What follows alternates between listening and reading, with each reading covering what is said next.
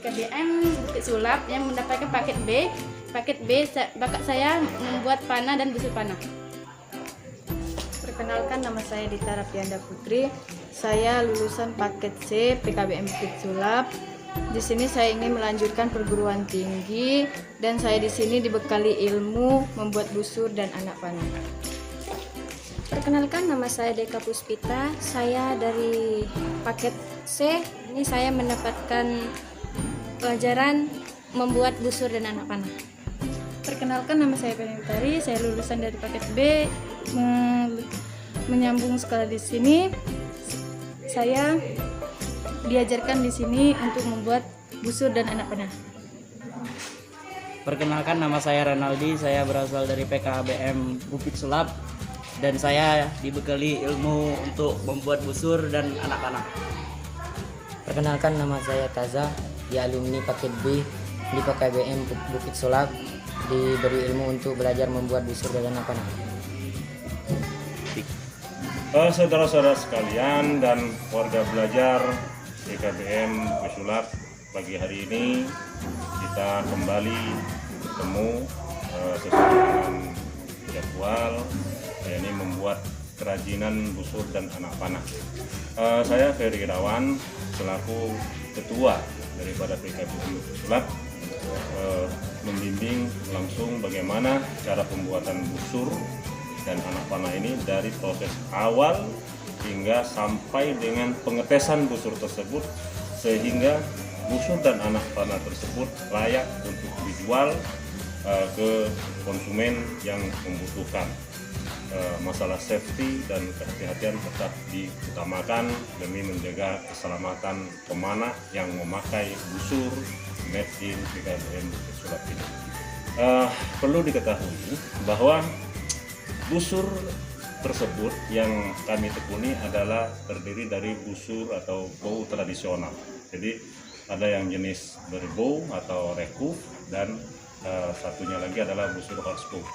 Namun selama produksi ini sudah mulai berjalan 2 tahun, itu presentasi daripada busur horsebow itu lebih mendominasi daripada busur recurve.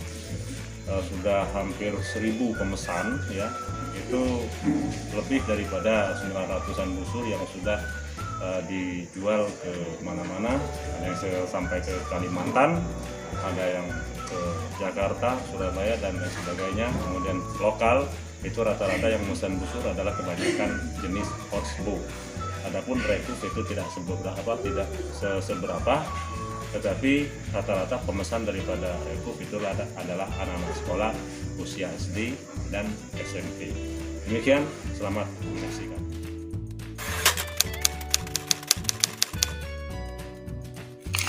Tahap pertama adalah membuat handle, ya, handle riser. Ini jenis busur horsebow riser ini atau handle-nya ini model tartar, ya, atau model handle gagang pintu lah intinya, ya.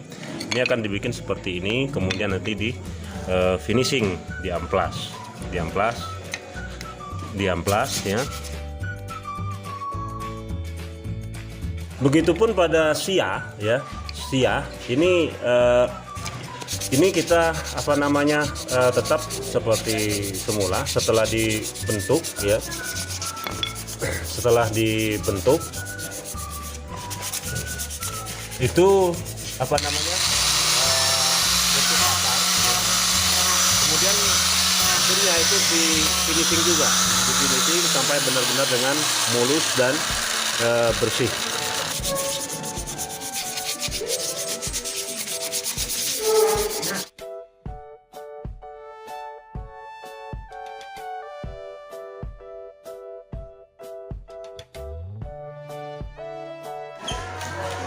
Kemudian ada bagian yang membuat tali string atau tali busur tersebut dengan ukuran tentunya yang sudah ditentukan. Ini tergantung dengan berat LBS. Kalau LBS di atas 40 itu biasanya 6 lilitan kali 2, berarti 12 fly atau 12 lapis. Adapun dakron adalah salah satu benang yang direkomendasi oleh para bowyer atau pembuat busur khusus untuk LBS tinggi. Jadi seperti ini prosesnya pembuatan tali busur. Baik, selain daripada membuat busur flat atau busur yang lengkungannya itu ditentukan oleh sia, ada juga produksi kami dari PKB Bukit Sulap ini, lengkungan atau kurvah dari sebuah busur itu dari alat atau fiber itu sendiri, jadi tanpa dibantu tekukan atau kurvah dari sia. Begitu ini dalam istilah para pemanah atau bowyer atau pembuat busur, ini namanya busur bending ya. Busur bending artinya seperti apa? Lengkungan atau kurva itu dibentuk dengan metode-metode khusus. Setelah diukur kurva yang akan dibentuk, kemudian IFG atau fiber tersebut dibelah. Kemudian selanjutnya nanti akan dikasih lem dengan komposisi yang imbang atau 50-50. Baik, kita kembali kepada pembuatan busur flat ya. Busur flat. Jadi setelah diukur ini harus center ya, harus center. Benar-benar center. Nah, ternyata ini setelah dilihat ini tidak center, maka dikembalikan kepada warga belajar untuk dibenarkan lagi.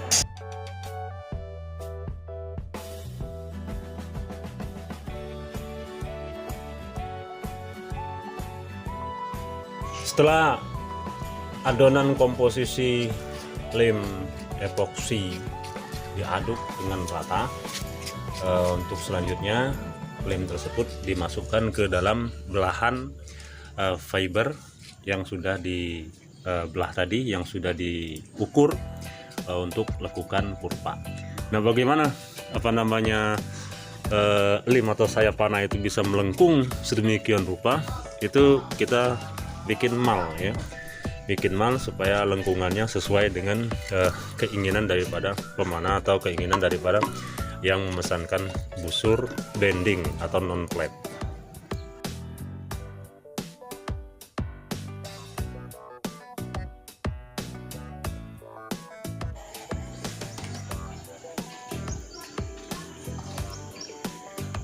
Ini adalah pemandangan Bukit Sulap. Makanya pusat kegiatan belajar masyarakat di sini dinamakan PKBM Bukit Sulap. Karena berdampingan dengan Bukit Sulap yang berada di tengah-tengah kota Lubuk Linggau.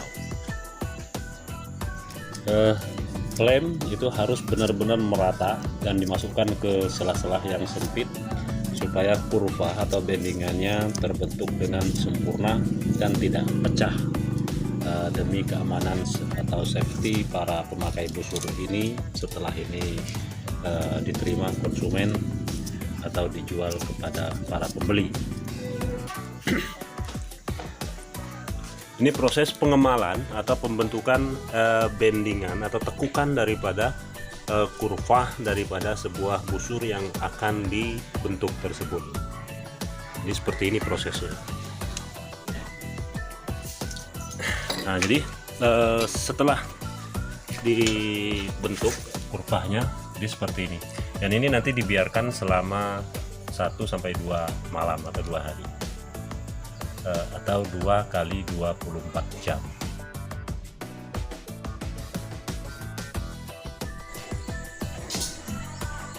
Adapun seperti ini adalah busur flat atau busur yang kurvanya dibentuk dari kayu ya, dibentuk dari kayu. Jadi bukan ini namanya non bendingan. Jadi lem atau sayap busur ini tetap lurus, kemudian tekukan kurva itu ditentukan sebagaimana bentuk daripada kayu ini. Ini kayu ini namanya siah ya dalam sebuah busur. Ada macam-macam bentuk daripada siah tersebut sesuai selera daripada pemesan. Ada yang seperti ini, ada juga yang seperti ini, ada juga yang seperti ini. Adapun yang seperti ini adalah model yang paling sederhana, yang kebanyakan dipesan oleh pemain-pemain pemula atau pemanah yang memulai, yang hendak belajar memanah, karena bentuknya simple, praktis, dan pengerjaannya juga lebih cepat daripada pengerjaan siah yang modelnya seperti ini.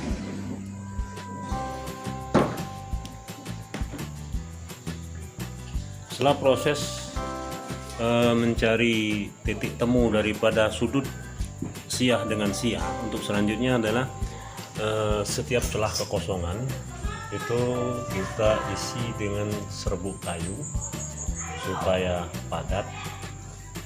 Ini fungsinya apa? Fungsinya agar tidak ada vibrasi atau getaran daripada busur tersebut setelah melontarkan anak panah atau rilis dalam istilah pemanah.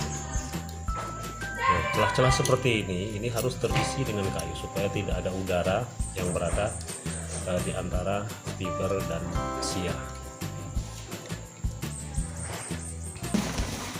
Setelah proses perbendingan selesai, ini disimpan di dalam suhu udara yang tetap.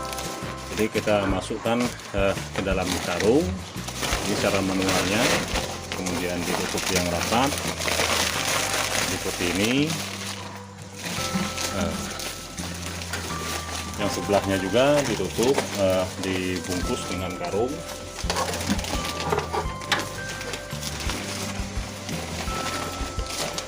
Ya, dengan karung.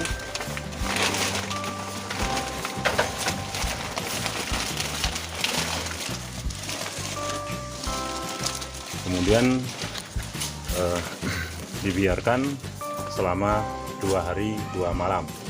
Tujuannya apa?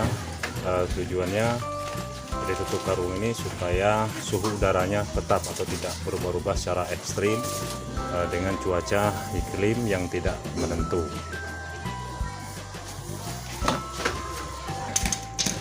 Kita kembali kepada busur yang kurvanya ditentukan oleh bentukan kayu, jadi tidak bending. Jadi busurnya adalah datar, limnya atau fibernya datar. Kurva atau tekukannya itu ditentukan dengan lengkukan kayu, jadi seperti ini. Setelah proses senter sudah selesai, kemudian dikasih lem dan pengisian serbuk-serbuk kayu sudah, kemudian dibentuk kembali menurut selera atau ukuran kita.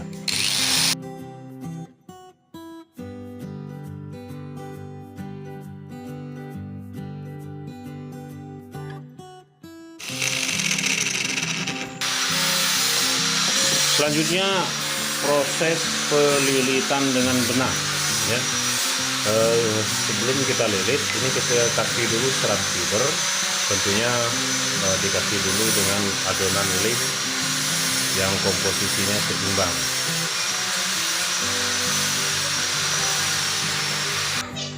Kita kembali kepada busur bending atau kurva yang dibentuk dari sayap tadi, lim tadi. Jadi seperti ini hasilnya. Setelah dibiarkan 2 hari 2 malam, kemudian dibongkar dan wujud penampilannya adalah seperti ini. Jadi dia sudah terbentuk dengan sendirinya setelah diproses yang kita lakukan tadi dan dipendap selama 2 hari 2 malam dalam suhu udara yang tetap atau dibungkus karung tadi. Ini penampakan jadinya. Ini kurvanya jadi seperti ini. Jadi tidak dibentuk dengan kayu, tapi dia dibentuk seperti ini. Nah, untuk proses selanjutnya adalah pembentukan siah atau gantungan tali stringnya atau knock string.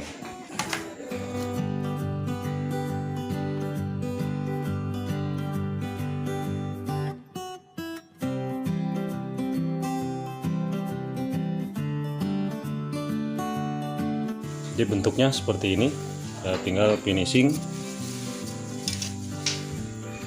Dan untuk selanjutnya adalah pemasangan handle.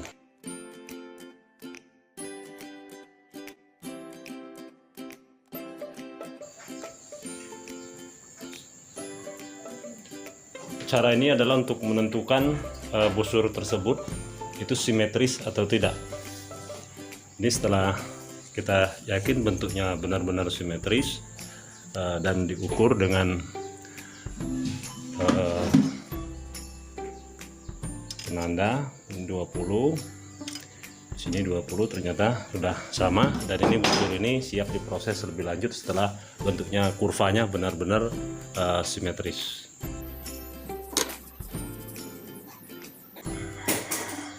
Oke, proses selanjutnya adalah pelilitan bagian handle. Setelah pelilitan bagian handle selesai, dilanjutkan dengan finishing, pengecatan, dan busur siap dikirim ke pemesan. Inilah bagian pembersihan ulang lem-lem yang menempel, itu supaya tidak mengurangi keindahan dalam penampakan busur ini setelah dicat. Kemudian setelah siah itu dililit dengan benang, ini ada pelapisan gelas, namanya pelapisan gelas. Fungsinya apa? Fungsinya melindungi dari siah ini dari kelembapan air hujan. Kalau air hujan terus-menerus membasahi siah, ini cepat rapuh dan bisa mengakibatkan patah dan mengurangi safety. Di samping itu juga lem gelas ini fungsinya untuk menambah kekuatan dalam ketahanan siah ini sendiri.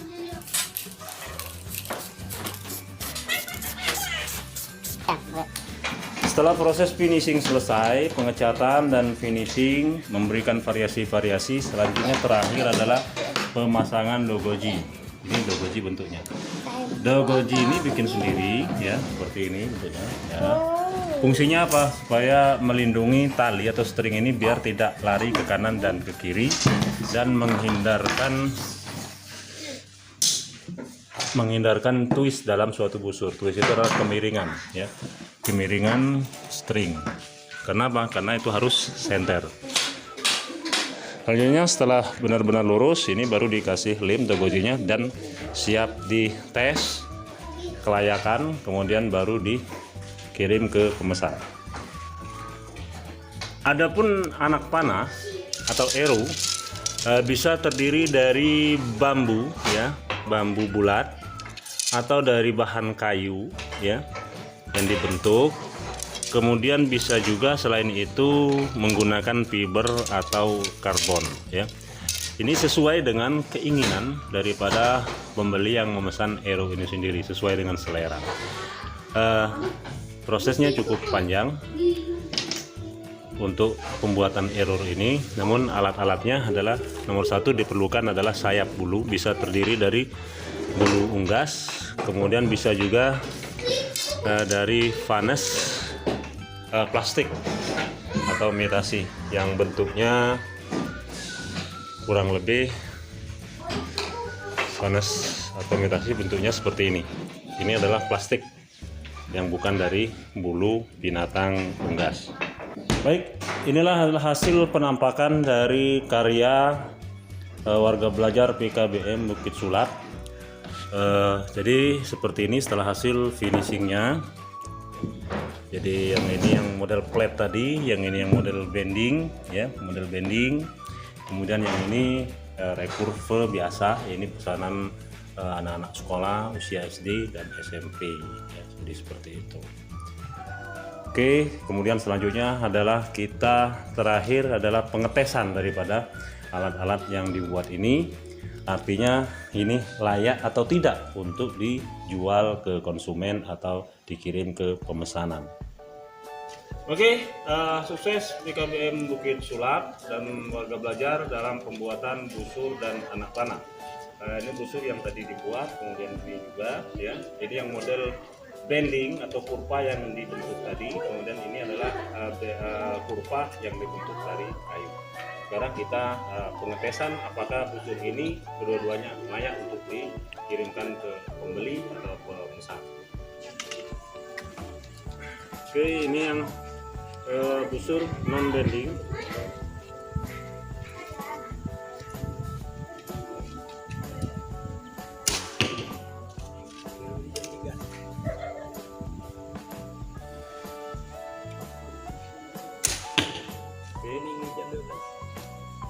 Sekarang yang bending, ya, yang bending.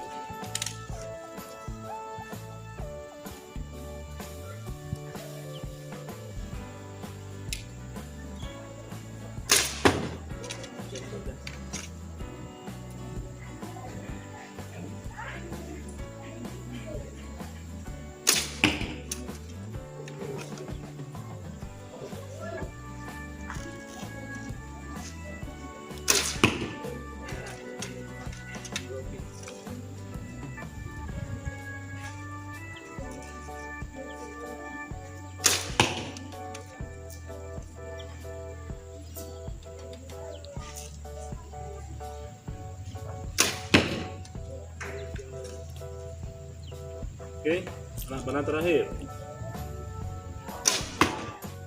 Pauslah dulu, lalu anak panah terakhir. Baik, ini adalah hasil perkenaan daripada kedua busur flat dan busur bending yang dibuat tadi. Semuanya bagus, akurasinya dijamin. Kemudian inilah adalah karya-karya anak bangsa dari PKBM Bukit Sulap. Ya, sekarang PKBM Bukit Sulap. Jaya. Ayo. Warahmatullahi wabarakatuh.